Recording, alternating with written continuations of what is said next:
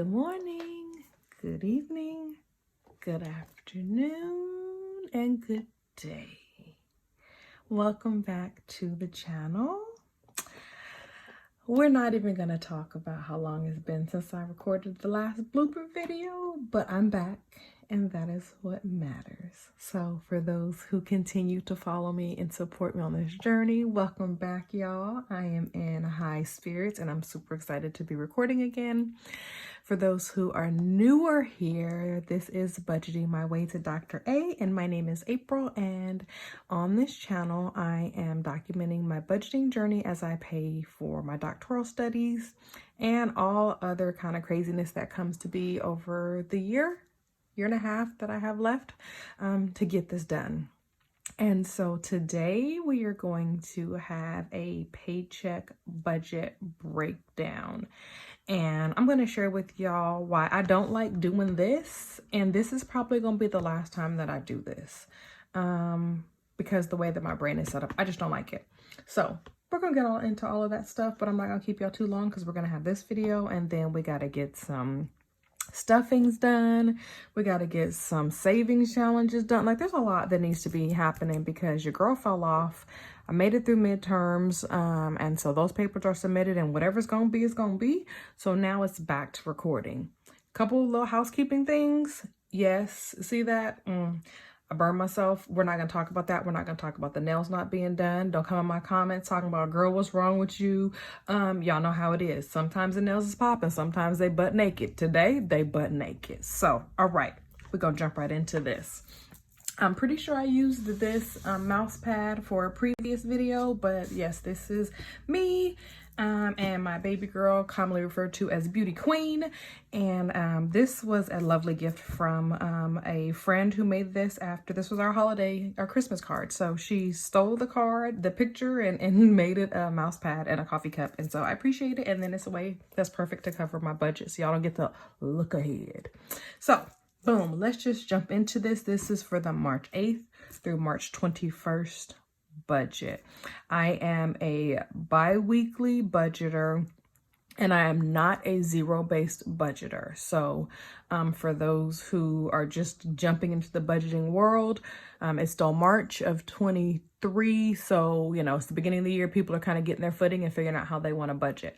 And so I say that I am not a zero-based budget because what I bring in, you don't see it monthly budgeted down to the dollar. This is the money that I allot for my budgeting for paying off some debt and doing some other things. My household, like the mortgage, homeowners insurance, stuff like that, you will not see.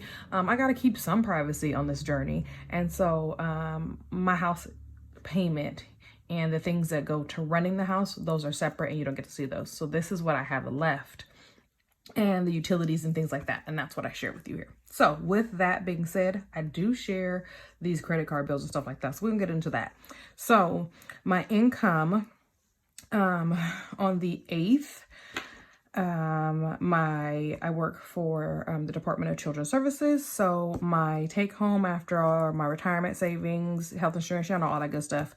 And what I'm budgeting out from that money is $2,970.25. And then I have a side hustle business. And so I pull $500 out on the 5th and the 20th of every month to add into and to kind of offset one of these, my student account bill. So that's the way that I do that. And so $500 is going to come from there on the 20th. And since this pay period is running through this budget is running through the 21st, boom, we have $500. So $34.70.25 is what I'm working with for this one. And so then our debt, because that's always the ugly beast that we have to address. I am paying one of my Capital One credit cards. That's the one I want to pay out first, right? So that one, I pay $49, $50-ish at least twice a month. Sometimes it'll be more, but that's the minimum that I allow myself to pay. My American Express is due on the 20th. And yes, y'all see that. We're living in our truth here. Yes, the minimum payment is $317. I don't normally pay $317. I usually will pay another $100 to $200 over that, but I wanted to just be fully transparent. That is what the minimum on that American Express is. And then I auto pay my student loan. And so I schedule those to hit the same day as the pay cycle. So this time I allotted to send them $1,500. So $1,866 is what the debt is looking like. Just on the credit cards and the student loan. For those who are fairly new, or just as a little gentle reminder, I have chosen not to get any student loans for my doctoral studies. I am cash rolling that expense. So therefore the semester amount will vary. This term I have 3 classes, and so that's a little bit more hefty. So that bill was like $10,500, I think was the cost. It was like, yeah, it was like 10.5. And so I am just chunking away at that, and I have, I think, 2 more payments, and then I will be done with that. And so I kind of map them out into segments so that way I'm done paying for the semester before enrollment opens for the next semester, so they don't put a hold on me. So that's why we do in these rounded amounts. But that is what I paid already. They're set up to auto pay. So that's what I have coming out. And then for bills and expenses, that lovely Spectrum, the home internet, all that good stuff, it's $100. My cell phone is $185. The gas bill, y'all, the gas bill is still redonkulous. I'm making it make sense, Jesus. But anyway, the gas bill is $175. That is a drop from the $2 whatever it was last time. So I'm not going to complain, but I would love for them to get me right back on down to the $40 bill that I used to have. I digress. I put Apple TV / subscription. So that's just all the little things like the Peacock, what's the other one I got? BET Plus, because, you know, I got to watch my Miss Pat show. If y'all have not watched Miss Pat, I need you to go ahead and watch that. It's on BET Plus. She cusses like me, so I appreciate it, but the realness is amazing. So I literally have BET Plus just so I can watch the Miss Pat show as soon as it drops. Yes, absolutely. So anyway, so I round that up to about $40 for all of the little miscellaneous ones, because like my Audible and things like that come out. So it ends up totaling $40 pretty quickly. And all of those, I pay them on the 10th of the month. So even though they may not be due on the 10th, I plan for them by the 10th. My life insurance is an auto draft. I still write it here and I track it because that gets left in the bank as part of the buffer that goes with the 4 walls. I understand that my life insurance is not for the 4 walls or the functioning of my household, but if I don't have life insurance, then we got a problem. Ain't gonna be no GoFundMe over here. So we've been paying $21 since I was like, I don't know, 20 maybe is when I got that policy. And let's just say I'm in my 40s now. So $21 is what we rock with. My car insurance, I round up. It's a little under $200, but I just round up again. And we put that because that's an auto payment. So I just anticipate $200. It'll be like $174, $171 or whatever. And so that's $200. And so we leave that in because that's going to actually come out. It needs to be paid on the 21st. And that's the last day of this pay period. So I'm anticipating $721.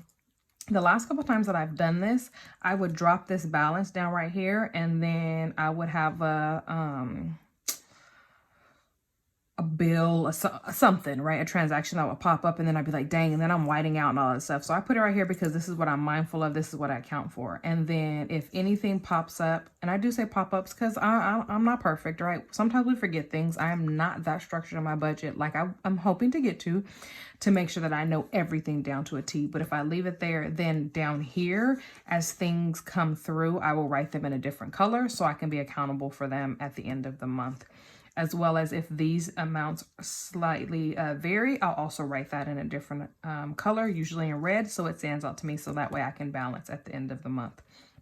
I will also be honest with y'all, because this is all about transparency today, because I am getting it together, okay? So don't come for me. Just in the comments, tell me that you've missed me.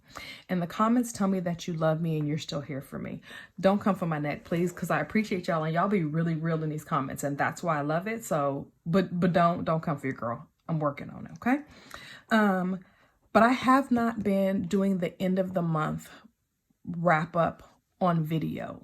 I haven't been recording it. Have I been sitting down, hashing through it? Absolutely. But the accountability piece, and that's what I shared at the beginning of this year, was my accountability is by recording.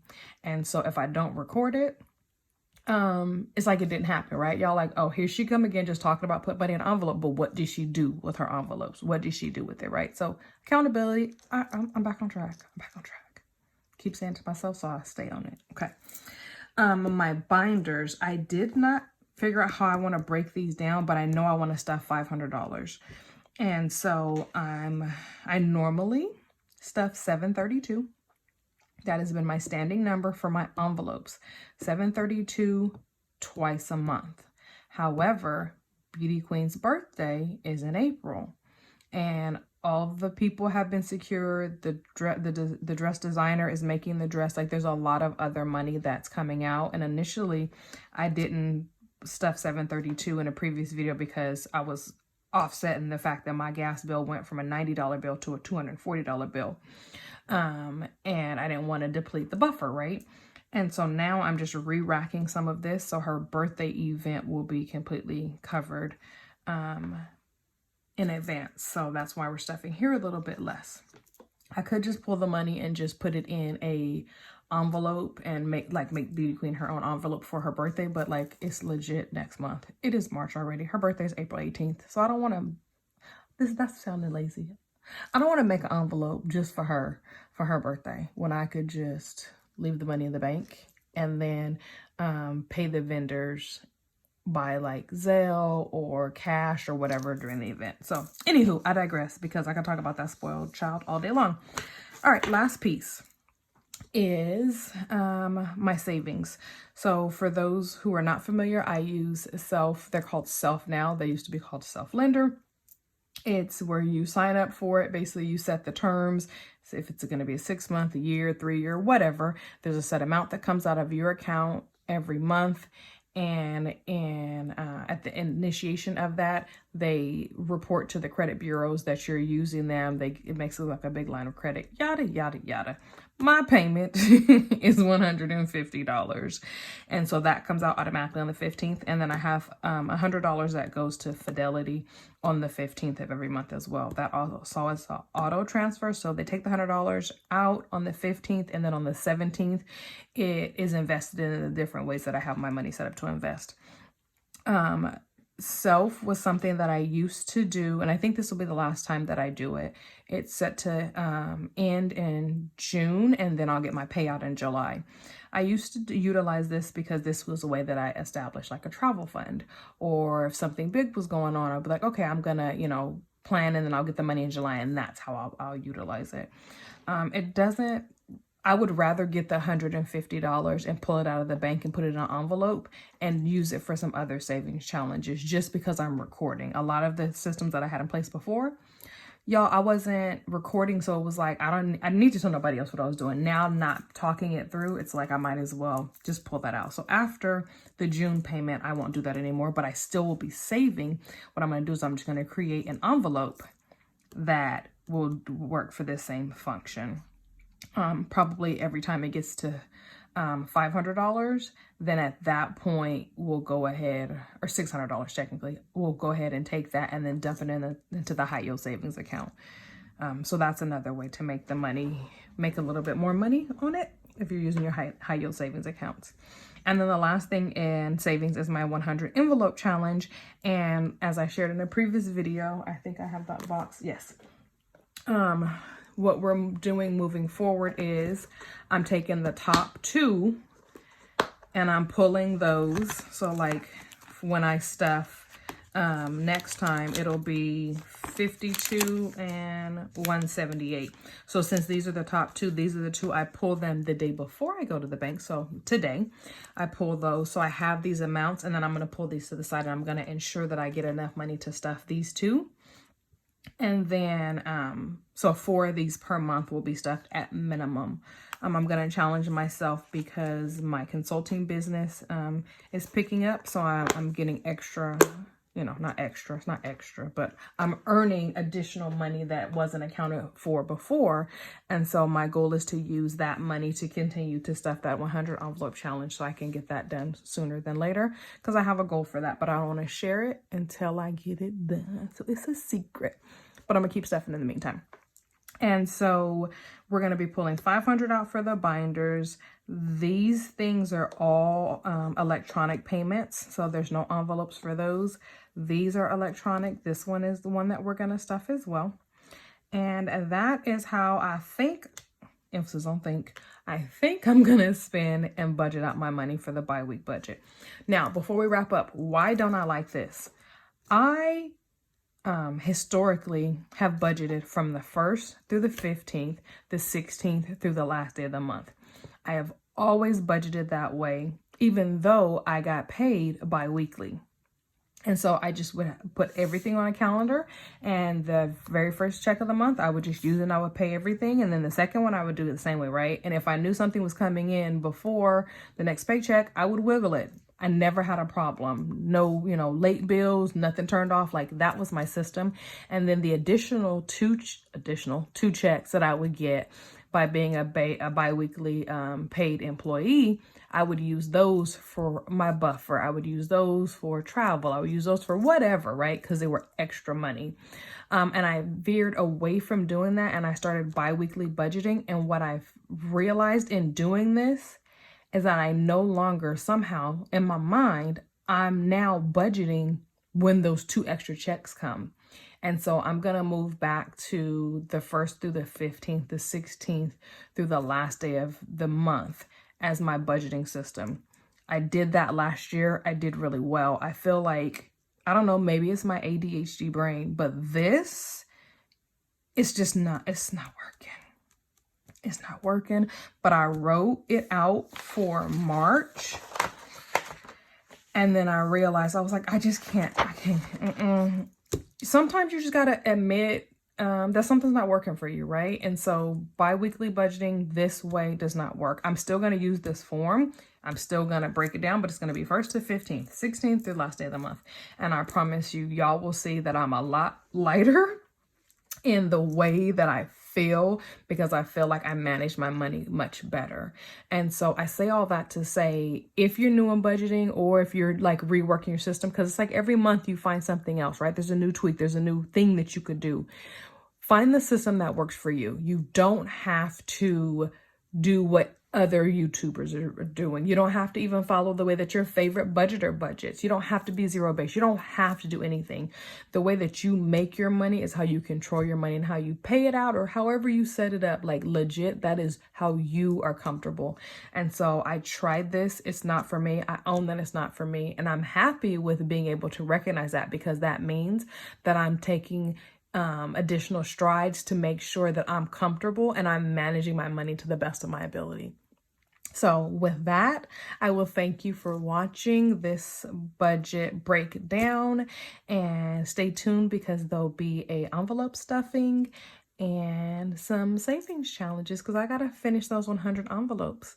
So if you're new here, thank you for joining me. If you stayed to the end, go ahead and just put legit in the comments, because I'm back, y'all. And look, I'm excited. So put legit in the comments, and I appreciate you. Have a wonderful day. Bye.